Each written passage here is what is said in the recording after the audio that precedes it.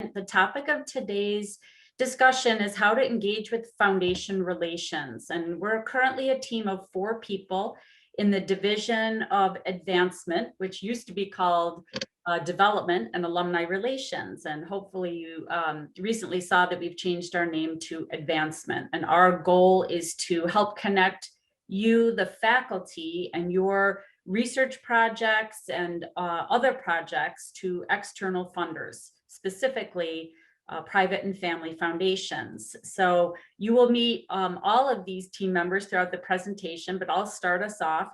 I am the executive director. I've been at RIT. This is my 24th year and 5 years in this division. Soon we'll hear from Stephanie Rankin, who's the director of foundation relations, Katie Riley, who's a director of foundation relations, and Regina Alukas is going to be monitoring the chat for us. She's an essential member of our team, and she will join us at the tail end of the presentation. So I want to start by just reinforcing that we do what we do in advancement to connect faculty in your projects that advance the mission of the university. And I think everybody is well connected at this point to the campaign, Transforming RIT, the Campaign for Greatness. It's a $1 billion fundraising goal through a blended approach, meaning from alumni and friends, through government and corporate partners, and foundations, which is what we're going to talk primarily about today. And we are at about $755 million towards our $1 billion goal. And our 4 campaign priorities, which are the 4 primary things that we're trying to connect faculty to funders for, fall in the categories of attracting exceptional talent, and that's both students and faculty, enhancing the student experience, improving the world through research and discovery, and then, of course, future special initiatives that we may not even be able to foresee quite yet. And if you haven't yet seen the campaign video, I just wanted to play that to put us in the mindset that these are the areas where we as a team and as a division feel that we have the greatest strengths and differentiators that will help us to attract the attention of our alum, friends, government, and corporate partners and foundations. So let me start that now. So what I'd like to do next is talk about how we fit in to all of the campus partners that help connect you to external funding. So we are going to talk about foundation relations through the rest of the presentation, but you also have directors of advancement connected very closely with NTID, who you probably all know already, Brian Hensel and Nisha Sarami. There's a corporate relations team that's made up of Natalie Anderson and Joanne Vidala, also in the advancement division. And they're focused, of course, directly on making connections with our corporate partners. Regina, who's with us on this presentation today, has a unique specialty in gifts in kind. And Sponsored Research Services is an office that we work very closely with. David Grames and Nick Rogers. David, I believe, is on the call with us today, and he's your pre-award support representative, and Nick Rogers is a post-award support representative. And when proposals or projects are directly related to Sponsored Research Services, we work very closely with that team to help ensure that we're complying with all the rules and regulations of the funder and the institute. We also work closely with Sponsored Programs Accounting and with the Government and Community Relations team, which are Christina Owens and Vanessa Herman. And then many of you, I'm sure, have worked with Vienna and University News Services, where we like to share wonderful stories of your achievements and partnerships with foundations, corporations, and even government funders. I'd like to turn it over to Katie now, and she's going to talk a little bit about the basics of foundations. Great, thanks, BJ. Hi, everyone. Working with foundations, probably the biggest thing to get started is to understand what a foundation is. A foundation in general is a non-governmental not-for-profit organization that by law, based on the way it's been structured, is required to give away at least 5% of its assets each year. Foundations generally have very well-defined focus areas for their funding, but those focus areas do change periodically, and we've been seeing that a lot over the past 12 months.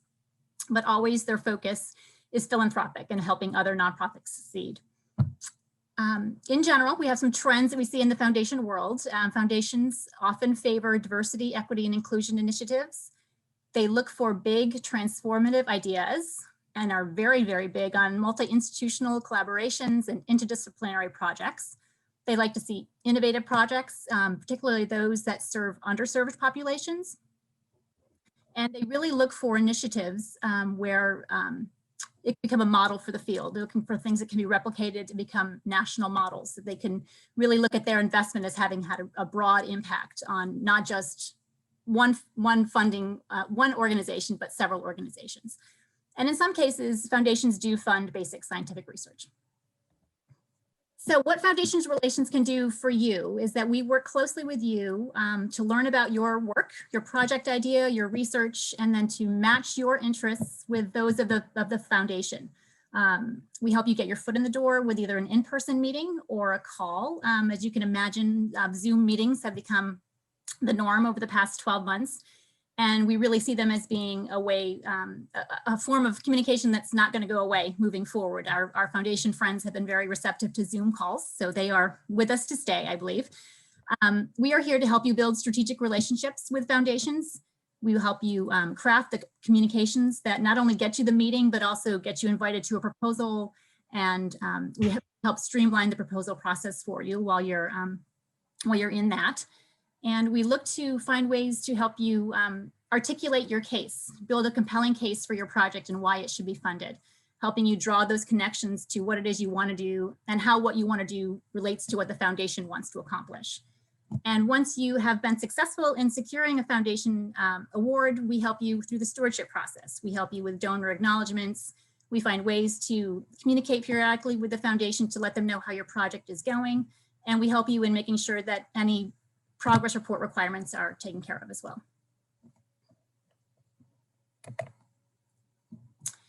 So getting to know a foundation takes some time. It's not just quite as easy as saying, I had this idea and they like to fund this, so let's run with the idea.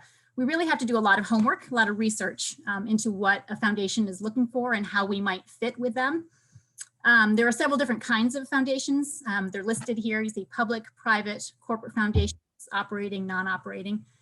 Sunset is a foundation that is has determined when it will be ending its funding timeline. Some organizations, foundations are actually established with the idea that they will only exist for a finite amount of time. I work with one in particular, the Ralph Wilson Foundation.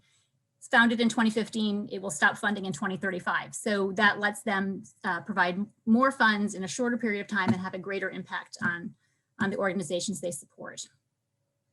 When you're thinking about working with a foundation, we want to look at the size. We want to look at who's who at that foundation. Who are the relevant program officers for your work? Who should we talk with to make sure that we're on the right track with what the foundation's looking for, and how can we advance that conversation with the right person? We want to make sure we understand the foundation's unique interests and mission. It's more often than not, more often than I care to admit, that I start looking at a foundation and I'm digging through a website and then I realize, oh, they only give in Northeast Ohio or something like that. Sometimes there are very specific geographic focuses that we have to make sure we know about before we decide to pursue any conversation. It's important to know who the stakeholders are, who the board members are. Look for a relationship that may exist between RIT and board members. Look for how they review proposals. Do they have external reviewers who they bring in? Do they have their own professional staff that takes care of reviewing proposals? All of that is important information to know when we craft our approach. What is their proposal submission process? Do they issue calls for proposals? Are there annual calls that we know are going to come up every June? Do they have rolling submissions? Can you submit your proposal at any point during the year? Do they have invitation only? Do they have a pre-select group of organizations that they go to each year and don't really consider expanding that reach? These are all important pieces of information to have before we decide whether or not it's a good idea to start a conversation. So what I'm going to do right now is take a look at one funder's website. Hopefully this works over Zoom when I switch here. Hold on one second. So this is the New York State Health Foundation. Actually an excellent example of a very well organized and easy to navigate foundation website. They are not always this easy, I have to tell you, but there's usually a ton of information that you need to sift through to get a really good understanding about what the foundation is interested in funding, who they funded before, how much they're willing to fund, all those critical pieces of information that will help us move forward. So on this website, if I were visiting for the first time, which I am not, but I would go to our grant making site. You can see here under what we fund, they're very explicit about their priority funding areas and then some other specialty areas that they have an interest in funding as well. And then within each of those, there's more information about the projects they're looking for, the impact they're looking to have, the audiences they're looking to reach. All of that's really well spelled out here. Also under the Our Grant Making tab, they have a list of their grantees. Foundations are supposed to make sure that they publicize those who have been awarded from their organization. So this is a great way to, it's a searchable database. You can see who in 2020 has received funding in a certain area.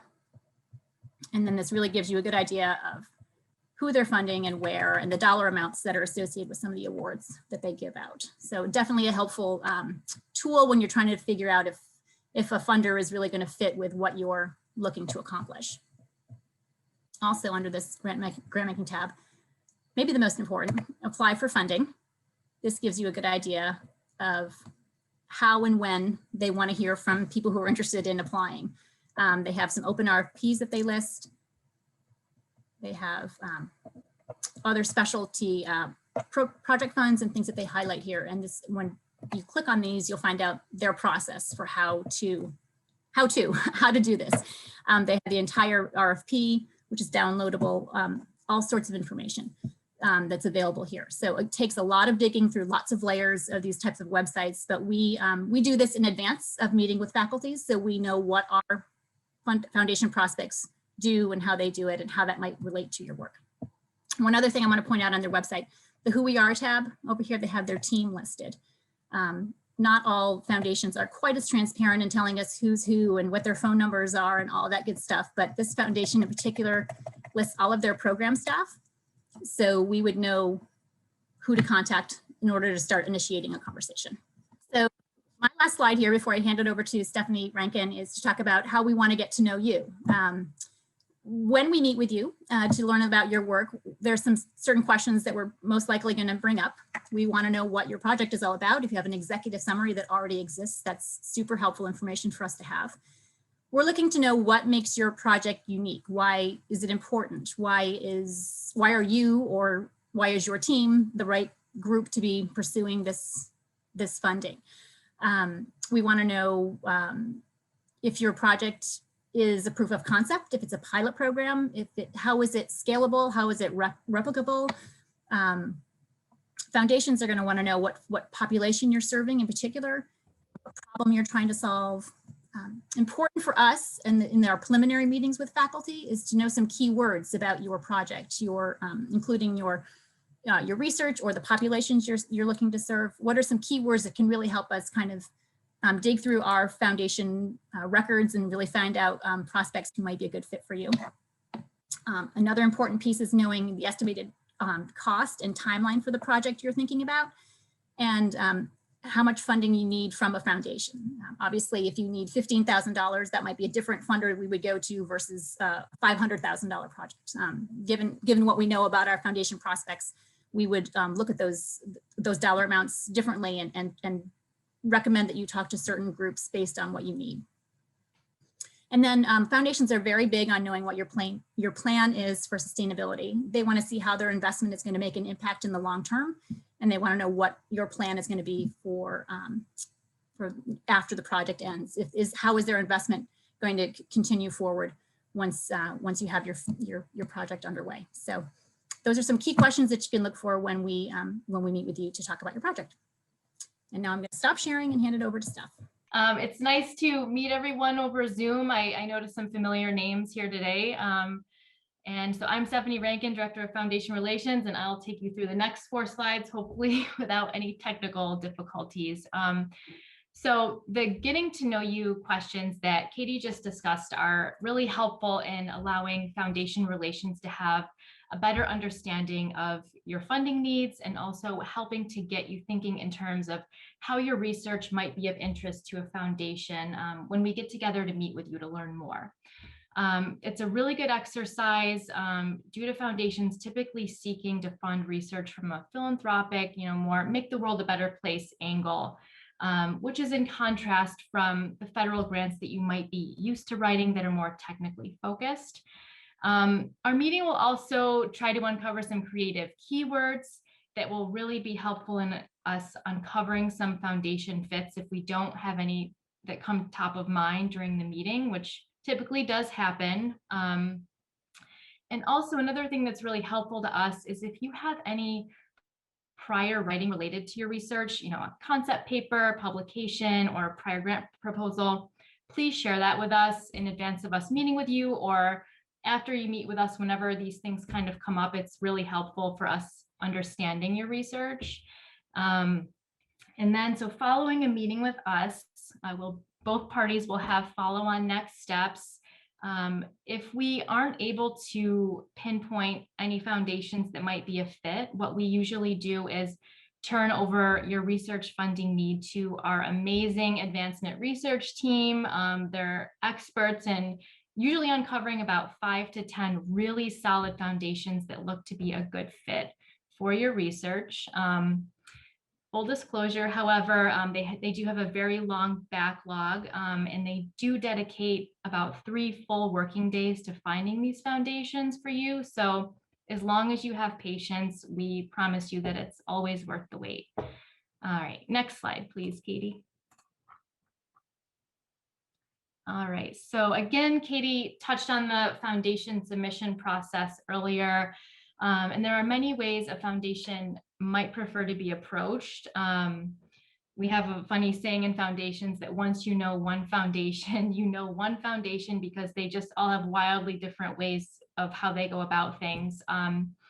But oftentimes foundations invite applicants to submit a letter of inquiry, also known as an LOI, as a first step to making contact and getting to know you and your funding need. An LOI is typically a 2 to 3 page letter, which really captures the essence of what would be your full proposal, but in a brief and powerful manner. And it's really the gateway to convincing a foundation that your research or project is worthy of an invitation to submit a full proposal. So this slide just kind of goes over the 6 key elements of the LOI that are kind of critical to convincing and exciting a foundation. And just writing an LOI is also a helpful exercise for you when considering how to position an ask to be attractive to a particular foundation, because as I mentioned, they all kind of operate a little bit differently and have different funding priorities. And we are always happy to review your writing and strategize around how we might tweak it to better fit a particular foundation. Another important thing to consider is that, as you know, foundations are highly competitive, and we really understand the time and energy it takes to complete an LOI. And so we always try to recycle and resubmit your LOIs and proposals when the opportunity arises. All right, next slide, please. Let's see. So partnering with our friends in sponsored research, which I see there's also a few on the Zoom today. So while our team is the foundation relations experts, we have a really important partnership with RIT Sponsored Research Services, also known as SRS, for a couple of internal processes for which they are the experts. I am sure many of you have had the pleasure to work with David Grames, who is NTID's Sponsored Research Administrator. He's super knowledgeable and excellent to work with if you haven't had the chance yet. So we team up with David in 2 ways. The first way is the proposal routing form. So if a funding opportunity looks like it would come in as a grant and not a gift, and I won't get into the specifics of how that's decided, but if it looks to be coming in as a grant, David will help us with the proposal routing form, also known as the PRF. And I'm sure many of you are familiar with the PRFs working with federal agencies, but SRS really ensures that your proposal abides by internal requirements around things such as campus resources, budgeting, and compliance. It also requires, the PRF requires the approvals of the PI, co-PIs, your department head, and your dean, which is a really important step in ensuring your college leadership is aware of your funding request should the funding be awarded. SRS typically prefers a 4-week lead time to be informed of funding being sought, and at least a 1-week lead time to route the PRF for signatures. The second thing that SRS helps with and lends their expertise around is budget development, because they have a firm understanding of RIT and NTID's policies and procedures in this space. In addition, every foundation has specific restrictions around what is acceptable to show on a budget. So SRS incorporates any foundation restrictions into RIT's internal budget requirements to help you finalize your budget so that you can know that it's in compliance with both RIT and the foundation. A common example of a foundation funding restriction is overhead. A foundation wants their funding to go to their mission. They don't want it to go to F&A costs at a university necessarily. So they typically cap it at a pretty low percentage as compared to RIT's typical overhead percentage. And so that's something that SRS helps out with. So as you can see, our partnership is very important in having accurate proposals and proposals that are compliant with RIT. All right, next slide, please. Kind of a fun slide if you're interested in doing some of your own research. I'm not sure if any of you have heard of the Foundation Directory Online and Grant Forward. And although Foundation Relations and our advancement research team is happy to help you uncover some possible foundation fits for your funding needs, please know that there's some great resources you can have access to do your own research. The best resource to find foundations is the Foundation Directory Online, which is a searchable database of over 100,000 foundations. And RIT has a free subscription with no need for your own login. You can just access it through the Wallace Library website. What I usually do when I'm looking for it is I just kind of search for Foundation Directory Online on RIT's search function. And the search options are customizable. You can search for a specific foundation. You can do searches by subject area, geographical focus, population served, or keyword, to name a few. Whatever combination of search criteria you put in, the FDO will present you with a list of matching foundations, and then you can take a deeper dive and see if this foundation actually might be a good fit. As Katie mentioned earlier, sometimes you'll find one that you think is perfect, but then they only, offer grants in a completely different state. So you're out of luck, but it's very, very helpful. Another resource that we like is Grant Forward, which offers a comprehensive database of about 40,000 funding opportunities. And RIT also has a free university subscription to that as well. Again, I would just go to the RIT search function and search for Grant Forward and you'll find the link. You do need an account for Grant Forward, but it's actually really worth it because you can set up an email to come, I think, weekly that has opportunities based on your specific funding needs. So you can kind of set it and forget it and just have these opportunities come right to your inbox. So if you do find a foundation that you think is a fit through the FDO, Grant Forward, or anywhere else, let Foundation Relations know, and we can help you strategize next steps to approaching the particular foundation and then share any past correspondence we may have had. So with that, I will turn it back over to BJ. Thanks, Katie. You both raised some really excellent points, and hopefully you're learning just a little bit of a snapshot that there are a lot of foundations out there. We have relationships with many of them, and really our jobs are to help make the process easier for you. Your primary responsibility is teaching and research and advancing your goals. And what we would like to help you do is connect you to funders in the most streamlined way possible to eliminate some of the steps, some of the administrative burden.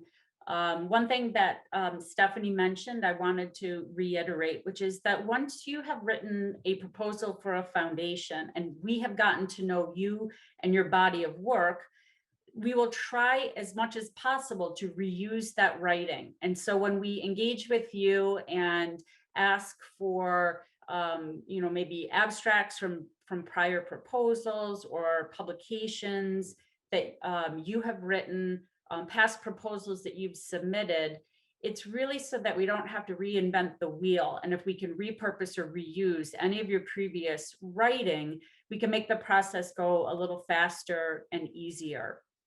I think Jason is on this Zoom, so I'm going to call you out, Jason, because I think you have a great story about engagement with foundations. And I wanted to talk specifically about the Research Corporation for Science Advancement. They came to campus for a campus visit, and not all foundations will do that.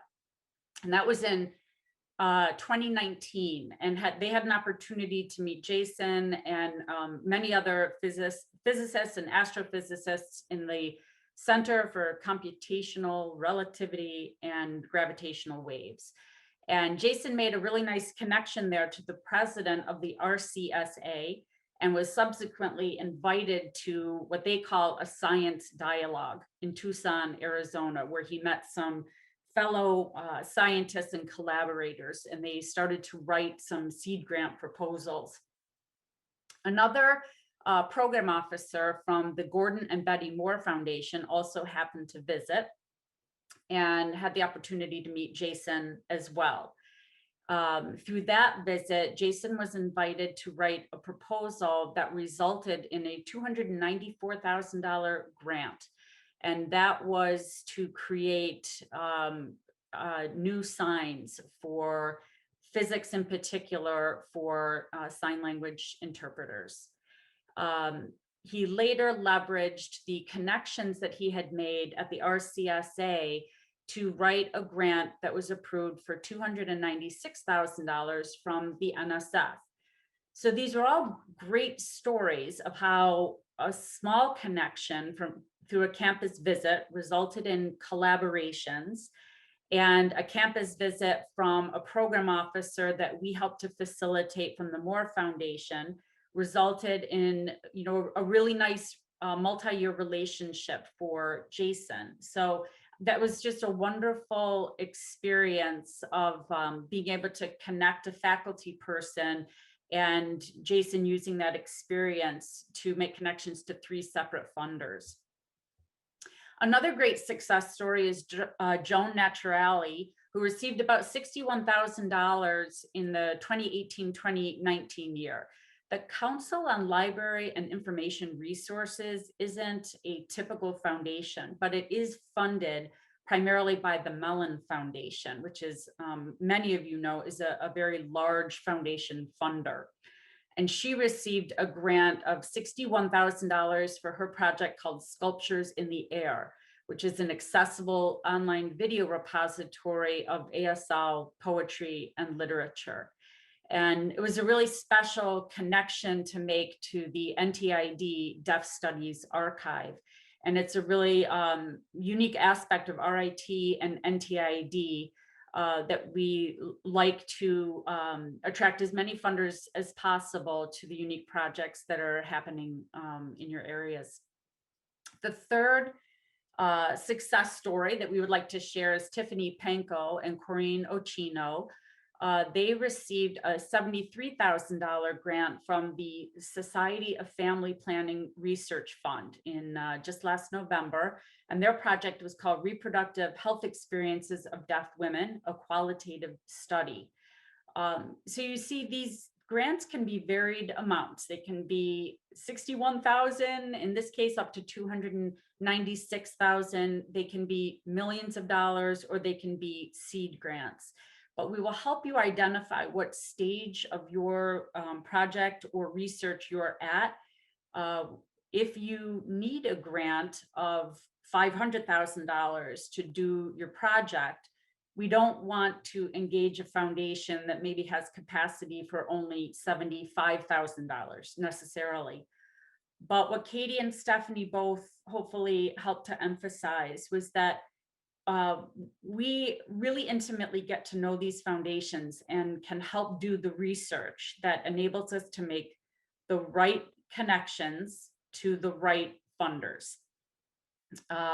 So that's the bottom line there. We just try to make the process easier for you. And there's some wonderful success stories that are coming out of NTID, and we can't wait to learn about more of your projects and get to know each of you a little better. Could you advance the slide, Katie? So some tips for success in working with foundation relations. And I would say that a typical week for us as a team is a really good chunk of our time is meeting with faculty, anywhere from half hour to 1 hour mini presentations where the faculty member describes their research or their project and their funding needs to us, and we have the opportunity to ask a bunch of questions. So we spend a good amount of our week meeting with faculty throughout the week. We also spend a good chunk of our time doing research. So we learn about faculty and we start to dig in and try and identify which foundations might have a current opportunity or a near-term potential future opportunity.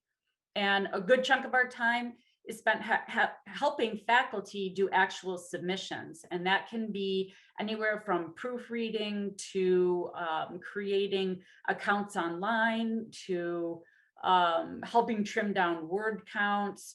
So that's a good chunk of our time is working actively to meet deadlines with the faculty members and provide some of that administrative support.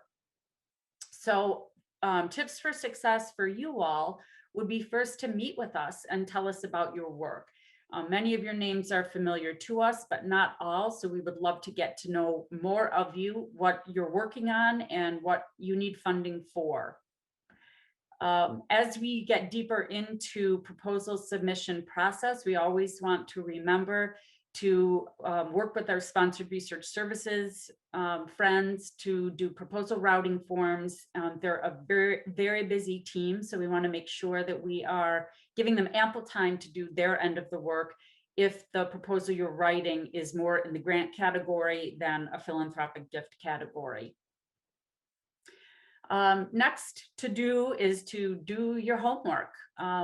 We need to all collectively understand the foundation's goals and be prepared to show how your project will help them meet those goals. And this is a little different approach to other funders that you may be used to communicating with. A foundation has a very specific mission, and the conversation that we have with them is more about how we can help them, as opposed to, I have this project and I need your funding. Would you support my project with your money? The conversation is really more about what is important to them and how can we be additive to their mission. And we do this by looking at their past grantees, who they typically fund. We help by reaching out to peers who have been funded to see if we can learn any additional tips or tricks that will help us be more successful. And we help you customize your writing to be sure that we are really matching what you are able to achieve with your project and what the foundation is willing and ready to fund.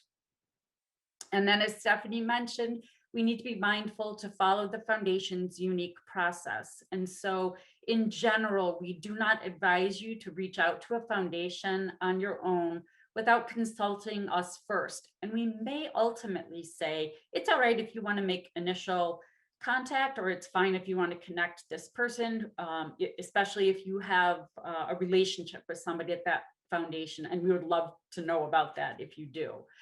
But in general, the foundations have very specific requirements for how they would like to be communicated with. Sometimes they're very open to having a phone conversation or a Zoom conversation. Sometimes they're very accessible by email, and they will be glad to go back and forth and provide feedback and answer questions by email. And sometimes they just want you to submit the letter of inquiry in a format similar to what Stephanie shared, that says, look, just give us an idea of your project. And if we're interested, we'll circle back and ask you for a little bit more information. So we want to be mindful to follow the foundation's unique process. And because Katie and Stephanie and I have had a lot of years of experience now with these foundations, we can help you cut through some of that administrative burden and let you know exactly what the process is and the best way to initiate that. So a few things to remember. Please include us if you are hoping to engage a foundation. It's important for a number of reasons. And of course, the primary reason is we'd like to make it easier for you and we would like to help you maximize your success. But there's another important reason, which is that sometimes we are only permitted to submit one proposal as a university or a limited number of proposals as a university for any funding cycle. So we do want to make sure that we are coordinated and that as a team, a foundation relations team and division, we're putting forward the correct number of proposals and the ones that we think are the most likely to be funded in that cycle. The good news is some foundations, many foundations, have more than one funding cycle per year, and we can help you navigate that as well. So if you aren't ready for a particular deadline, or we have maximized our submissions for a particular deadline or funding cycle, you might be a good fit for the next funding cycle. So the more we know about you and your goals and your project readiness, the more we can help you with that relationship with the funder. And then my final point before we open it up for questions is don't give up. It is a long process. Foundation funding usually requires some back and forth with a program officer, and it may require a little bit longer than usual wait for your proposal to be delivered to the foundation's board and for a funding decision to be made. And so patience is really a virtue when you work with foundations. And luckily, Katie and Stephanie and Regina and I have a lot of patience and a very sunny outlook and disposition. And so we just don't get deterred when we receive a negative funding decision, and we just keep trying. If it's not right with that foundation, we'll try to seek feedback to help you strengthen your proposal for a future submission. But it does take perseverance and it does take patience. So we generally advise, as do our friends in sponsored research services, to not put all your eggs in one basket. And if you are really excited about seeking funding for your proposal and your project, we need to go at it with a number of different avenues and to try other funding opportunities in addition to federal, foundation, alumni, friends of the university. So use all of us in that campus partners slide that I shared in the very beginning. There may be a fit with corporations, government funders, foundations, alum, friends of the university. And so you want to make sure that you're connected to all of the resources on the advancement team that can help maximize your success. And so with that, we would love to answer any questions that you have. And Regina's been keeping track. Please feel free to put them in the chat and we would be happy to clarify anything or answer any questions. And I would also like to thank the interpreters. I know we talk fast and that was a lot of information all at once. Regina, do you have any questions yet? There are no questions yet. I'm going to call out Lori Furabando, who is still on the call here, because Lori, when you worked in sponsored research services, we partnered very closely with you. Do you have any feedback or recollections from your engagement with foundation relations that you think would be important for us to share or that would be important to clarify? Hi, BJ. Thank you. Wonderful presentation. I will go ahead and give my feedback, and then I see Wendy has a question, so then we'll move on to Wendy. My experience when I was in sponsored research services working with who I refer to as the foundation ladies was very successful, worked very well together. And I think the main driving key to point out to make it so successful is communication.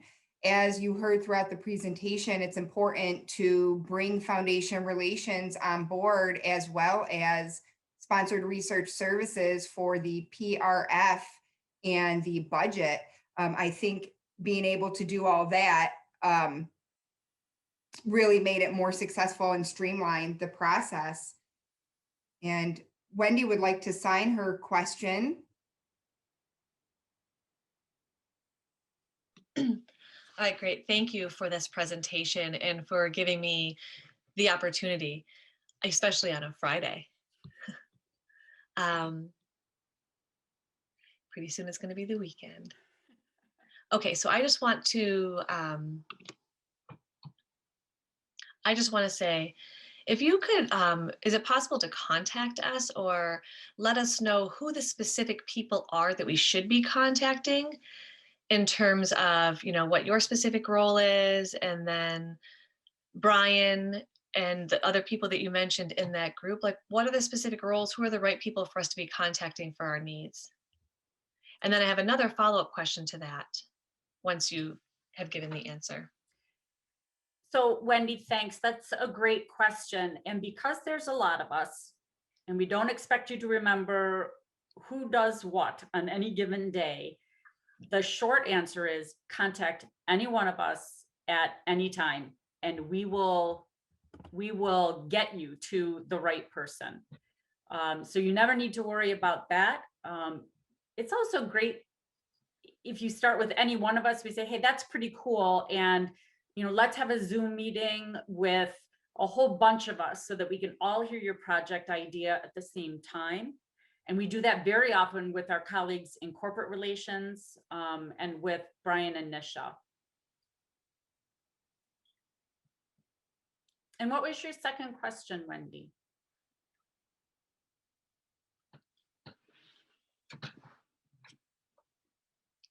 My next question is, often foundations don't have F&A, like, other grants, might be required. There was some type of percentage, like a 47% type thing. Are you aware of that? And what can you explain about that? Yes, Stephanie, do you want to answer that? I think that was part of your slide. Sure, I'd be happy to answer that. Yes, and I saw that there was just another related question in the chat about overhead. But yeah, foundations, they really don't want to pay for overhead. They usually, I think RIT's rate is 49%. And so they don't want half of their grant going to pay for RITs to keep our lights on and things like that. They really want it to go toward their philanthropic mission that they feel your research aligns to. So usually they'll have that in their FAQ section on their website, or if we talk to a program officer, sometimes we do need to reach out via email to see what kind of overhead restrictions they have. But as long as we have it in writing, we can let sponsored research services know, and they will take that percentage and put it into the budget. Does that answer your question? I will add Yes, thank you. I will add sometimes they allow 0%, and we have seen that they sometimes allow up to 15 or 20%. And that makes it very appealing to work with the foundation, because more of the money that you are granted can go towards your actual research project. And it's F&A is a great and essential thing for the university. So this is definitely an exception. Okay, great. Thank you. Okay, we do have one question that came in the chat from Bob Pollard. I used to be familiar with an organization known as Rochester Grant Makers. They were a collection of local foundations that used a common application form and published a binder of participating foundations every few years. Last I checked, I couldn't find them. Are they still around? I don't have experience with Rochester grant makers, but I do have experience with the common application. Katie, is that organization familiar to you at all? It is, but from some years back. It was in another life, another development life for me, a good 10 plus years ago. So I'm not sure if they are still intact as an organization, but certainly the common application is used by many of our local funders, which is kind of a blessing and a curse because it's not always the easiest application to work with, but at least we know what they're going to ask and the information that they want to see. It really, the smaller local funders often use the common app rather than having to create their own application. But I don't know about the Grant Makers Forum recently. I haven't seen anything about that. I'd like to think they're still around, but I haven't seen anything. I haven't either. Thanks, Katie. Sure. I will say something too, if I could just add this, I know it didn't come up in our slides, but more and more foundations are moving to these grants portals that we need to work in. And sometimes they can be very cumbersome. They have required fields for their letters of intent or their applications where it has to be a specific number of characters that you can use. So Stephanie and BJ and I all work with you to kind of get your full ideas on paper, and then we take care of some of the wordsmithing and editing down your content so that it fits with the requirements of these grants portals. We also can take care of attaching things like RIT's organizational budgets and our audited financial statements and our IRS letters of determination letter and all of those essential pieces that go along with an application that you don't have access to. So those are just more ways that we can be helpful to you. We're a resource for all of that. That's a great point, Katie. Some of these portals require that the PI or the principal investigator does the submission.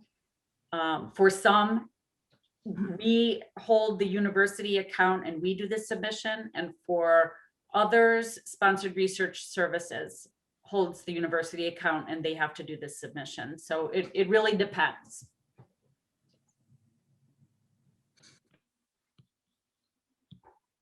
What else can we answer for you today? Wendy?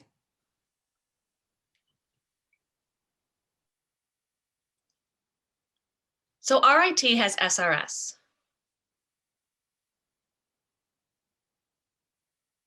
And then they have, the rapid system, where it will list all of the proposals, who, how much, all of the information, who's been awarded, who has not been awarded. Are the foundations part of that system? If so, great. And if not, where can I look? Do we have a system somewhere that we can access that information? That's a great question, Wendy. Foundation proposals, whether funded or not, will exist in Rapid if they are sponsored research, and sponsored research has helped with this submission, and they are then tracked through sponsored programs accounting. But if it's a philanthropic gift and not a grant, those proposals exist only in our database in advancement, which is called Advance. And that is not accessible outside of our organization. But if you had a question, Wendy, at any time, who has funded, work like this, or has this foundation ever supported faculty at RIT, just reach out to us and we can pull that information for you. Many of the more robust foundations on their website have a section for grant seekers, and they have their own grants database. So sometimes you can find it right on the foundation's website as well. So for example, if you went to, say, the Ford Foundation website, on the grant seekers section, you can actually put in Rochester Institute of Technology, and it would produce a list of any of the grants that they had made to RIT or to NTID. But not all foundation websites are that robust.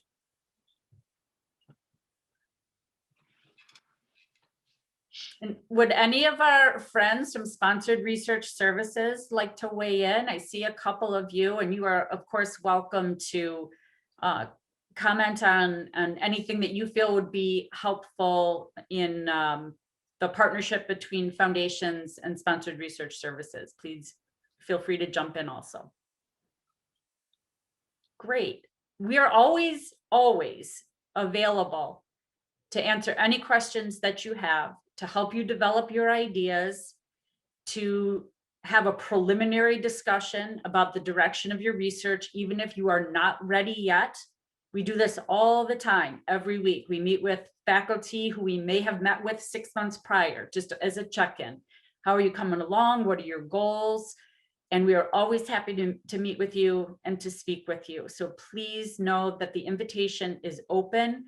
We are only successful as a division of advancement if we connect strongly with the faculty and help you to achieve your goals. So please know that that invitation is always open, that we are here really as a service provider to make it easier for you to seek the funding that you need for your research and for your projects. And it can be time consuming and it can be a long process, but the effort is not wasted because we will do everything that we can to make the proposals that you produce as efficient as possible and to use them in as many ways as possible to attract the funders that you're seeking. So with that, Lori, I'll turn it back to you if you have any other parting thoughts. BJ and Stephanie and Katie, thank you so much for your presentation. I think it was a lot of information, and if you're open to it, we would love to be able to share your PowerPoint with the faculty or the attendees. Is that okay? Great. Nancy Starr will send that out. And I see that we did have an additional question from someone that kind of related to something you already answered. BJ, it says, is there anywhere on RIT's site where faculty and staff can see all existing foundation funded grants? And it looks like Regina went ahead and answered that in the chat. If it's sponsored, you can see it through Rapid. If it's a gift, they have the site and it's accessible to your department only. But as BJ said, you can reach out to the team and get information. And I also want to know if any of you want to reach out to Foundation Relations, but you might not remember who to reach out to, you're always welcome to reach out to me and I can connect you with the department.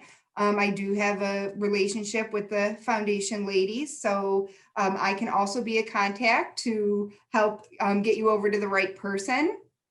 I think that it is very crucial to work with Foundation Relations when you're thinking about a foundation, because like the team said, they already maybe have a relationship with that specific foundation. So yes, work with them and SRS. I don't think, and I don't think any of our SRS folks on the line right now want to chime in.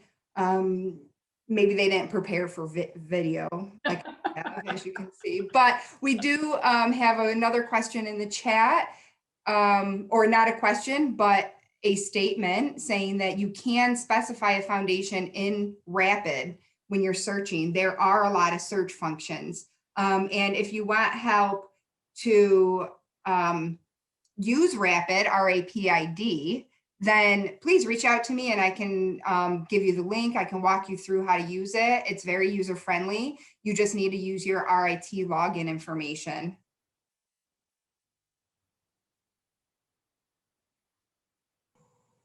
No one might make an appearance. There he is. This is Noah. He is one of the sponsored research representatives. He works and covers the College of Engineering.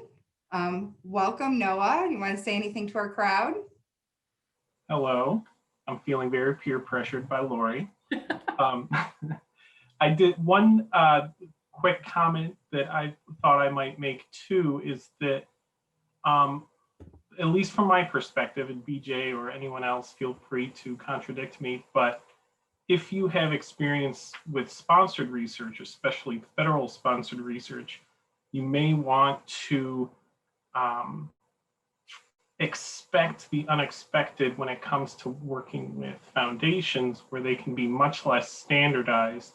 And I think that fact can be reflected internally as well, that you might say, oh, one time I applied and SRS or foundation relations played a certain role, did a certain thing. Why might that be different another time? And I think we do a lot more adjusting when it comes to these type of submissions because they can be so different from each other. So the variety of ways of applying is much more pronounced, I think, when working with foundations. That's been my experience. I think that's a very fair thing to say, Noah. Yes, I agree, and I'm sure Katie and Stephanie would agree as well. And along the lines of expect the unexpected, it's always a great idea to prepare your proposals and proposal routing forms and budgets well in advance, because I think all of us have been caught in the 11th hour trying to do a submission, and oops, there's a whole section we didn't know or didn't see or forgot about, and now we have to do some last minute writing or something unexpected that is an unpleasant surprise. So the more lead time we have for everybody to obtain appropriate signatures and do quality proofreading and all of the stuff that will help you be successful, that's a good thing. I do want to mention again, rapid learning how to use that is very important because you can learn what was already submitted by RIT teams. It could also help with potential collaborations. And maybe you see an application that was funded that from a certain sponsor that you're planning on applying to, and it'll give you information on who the PI is. So you can reach out to them and maybe see if they can share their proposal as an example or their experience. In my experience, I found that people are more than willing to share their experience or their proposal, not the budget section, of course, but in general.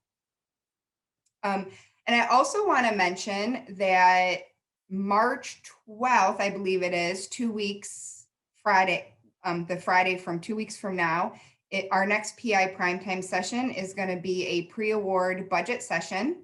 So I encourage you all to attend that to learn about building your budget.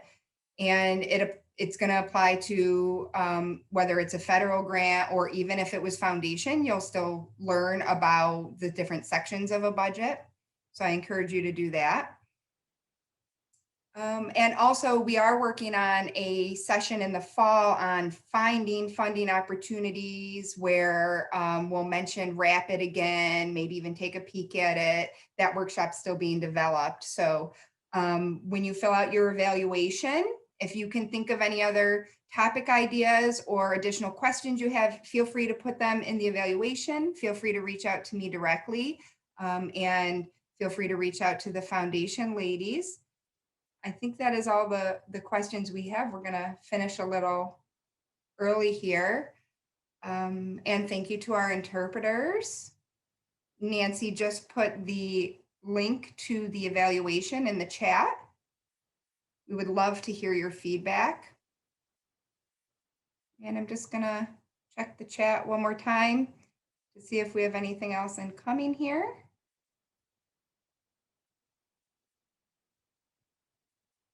I think that's it. So thank you, everyone. And thank you for coming, to our participants and all the great questions.